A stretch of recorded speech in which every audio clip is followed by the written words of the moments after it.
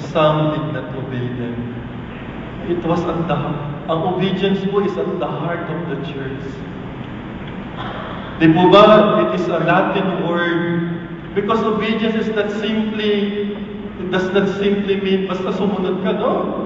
Ob audire. It comes from the Latin word. Ob audire, which means from listening. Audire is to listen. When we obey, it means we know how to listen. Kaya, critical yung virtue na yan in the church. Because obedience is the fruit of listening. Listening to God through the church authority. Critical yan. Ganun din in any community. No?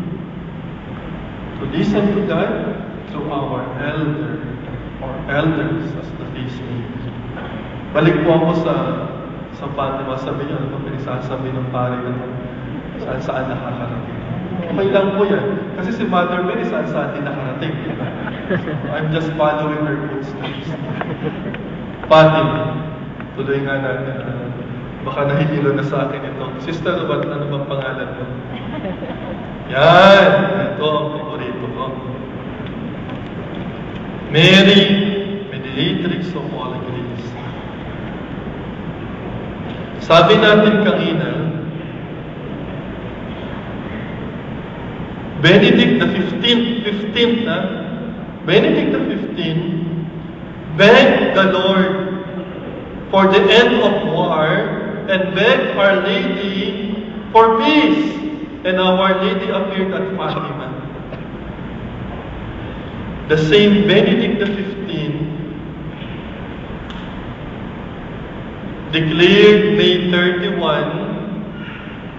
bago po ang Vatican II kasi na-reform ng liturgy. Declared May 31, bago ang Vatican II, as the feast of Mary, mediatrix of grace. But unfortunately, because of the reform of the liturgy, nawala na yung feast day na yan. Pero dati na pong may title na yan. Accepted na yan. Mediatrix of graces pa nga eh. Ano yan? Bakit? All grace. Yan ang gusto ko pong i-contextualize natin. All grace. Meron pong isang cardinal sa Belgium. Cardinal Mercier. Ang pangalan niya. Hindi ko marunong mag-French na baka merci beaucoup. Thank you ng French. I'm not sure how to pronounce his surname. But anyhow, this cardinal from Belgium wanted so much the title of Our Lady, Mediatrix of Graces. He was so in love with Our Lady. It was his wish to declare that as a dogma, mind you, as a dogma like Immaculate Conception, like Assumption. Unfortunately, hindi ma-define. Alam niyo kung bakit? Because of the Bible. Hindi problema ng Bible, kundi may problema yung dogma. Kapag po sinabi natin mediatrix of graces, ibig sabihin nun, lahat ng graces from God the Father, dadaan kay Lord, dadaan pa kay Mother Mary. Ipatay tayo sa Bible. Sabi ng Bible, there is only one mediator, sabi ni St. Paul. So the theologians in Rome said, that cannot be. Kahit na cardinal, mahal na Birhen, may problema tayong malaki. Ang sacred scripture. So hindi na-approve yun. Pero tingnan nyo na, paano kumilos ang langit. That same cardinal was also very devoted to St. Louis Grignon de Montfort. Sino si St. Louis? I-research niya. May internet naman kayo. During or right after the talk or at the end of the talk, hindi ko alam kung gaano kayo karami, no? Medyo madami kayo. We will distribute this to you for free. Alam mo naman kay Mother Mary, lahat libre. No? Kaya bibigyan namin. Pero parenthesis muna, no? Parenthesis. Itong booklet na to, no, mahabang istorya, no?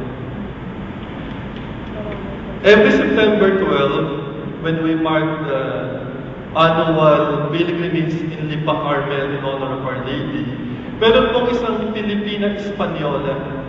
She emailed us telling us to write to someone in the US for these booklets. So I wrote that person. His name is Richard Song. S-O-H. Richard Song. Will you pray for him? Sabi namin sa kanya, oh, we are propagating the devotion to Our Lady following the way of St. Louis. Can you send us some booklets? Sabi niya, sige, Father. Of course, hindi sige. No? In English. Okay, Father. Yan ang sabi niya sa email. I don't know him personally. Email only. He sent us 20,000. Pero wala na, naubos na po. No? Ang natitira na lang, ibibigay namin sa inyo ito. This Richard Song, alam niyo po ang value nito, information lang. Pure information. Nothing else. This was given freely, so we will give it to you freely as well. Hindi po, wala po nito sa Philippines. So it is imported from the US. The value is $5 per booklet. So imagine niyo, 20,000 times 5. Plus shipping. Inadala niya yan because of Our Lady. Anyway, alam niyo po, after some months, actually some months ago, diabetic siya. He emailed me, the same time that I had a surgery, he emailed me, oh Father, pareho na lang tayo. His right leg was amputated. So he was suffering so much, but everything offered to Our Lady. I would like also to inform you, kaya sinasabi ko, baka huling stocks na yung binibigay namin sa inyo, he died a month ago. He died a month ago. But he was happy. I am treasuring his emails. He was very happy that we Filipinos are so devoted to Our Lady. That's why, out of his own pocket, he sent us so many thousands of booklets. So I hope you will treasure this. This is the fruit of the sacrifice of one man. He's no longer with us. But I'm sure from heaven, he is very glad that the last copies that he sent us are going to you. You who have been dedicated and consecrated to Our Lady Mediatrix of all things. So please treasure this.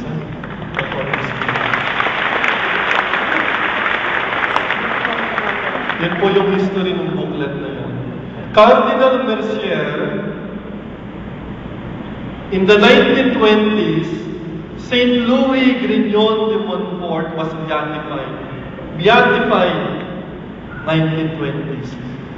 Kinakampanya ni Cardinal to have the dogma defined. Kinakampanya niya. Alam niyo ginawa niya? Pinagdugtong niya, pinagsama niya. He campaigned simultaneously for the canonization of St. Louis and the definition of the dogma of the Mediatrix of Graces.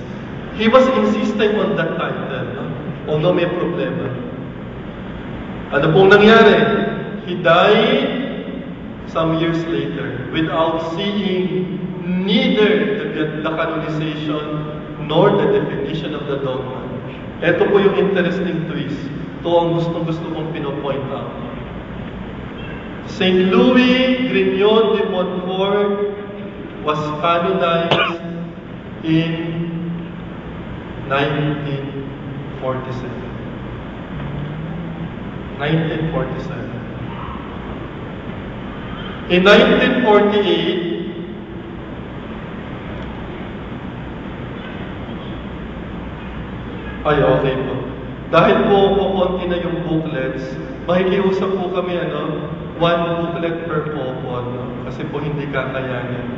Actually po, one booklet per family na lang. Ano? So, honesty system na lang.